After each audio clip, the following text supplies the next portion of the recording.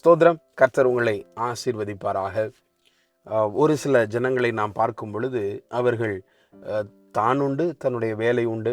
அவங்க வேலைக்கு வருவாங்க, யார்கிட்டையும் பேச மாட்டாங்க, யாரை பற்றி எந்த கவலையும் பட மாட்டாங்க. ஈவன் நாம் விசுவாசிகளை கூட எடுத்துக்கொள்வோமானால் சபைக்கு வருவார்கள், யாரை குறித்தும் எந்த கவலையும் பட மாட்டாங்க, யார்கிட்டையும் பேச மாட்டாங்க.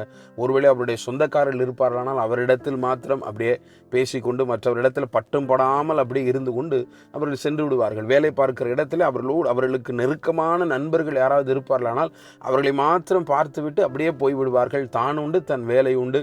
யாரிடையே எந்த பேச்சுவார்த்தையோ எந்த ஒரு ஒட்டு உறவு எதுவும் இல்லாதவாறு அவர்கள் இருந்து கொண்டிருப்பார்கள். பக்கத்து வீட்டில் பேச மாட்டாங்க, எதையுமே செய்ய மாட்டார்கள். இங்கே ஆதியாகமம் 40ஆம் அதிகாரம் 7வது வசனத்தில் நாம் யோசேப்பை குறித்து பார்க்கிறோம். சிறைச்சாலைக்குள்ளே அவனோடு கூட காவல் பண்ணப்பட்டிருந்த அந்த பிரதானிகளை நோக்கி அவன் கேட்குறான். காலையில் எந்திரிச்சு அவங்கள போய் பார்க்கும் பொழுது அவர்கள் முகம் வாடலாக இருந்தபடினா அவன் கேட்குறான், என்ன இன்னைக்கு உங்கள் முகம் கொஞ்சம் துக்கமாக இருக்க மாதிரி இருக்கே அப்படின்னு சொல்லி அவர்களை விசாரிக்கிறான். யோசித்து பாருங்கள், எப்படிப்பட்ட கரிசனையை யோசேப்பு தன்னோடு கூட சிறைச்சாலையில் இருக்கிற ஒரு மனிதர்கள் மீது வைத்திருக்கிறான் என்று சொல்லி.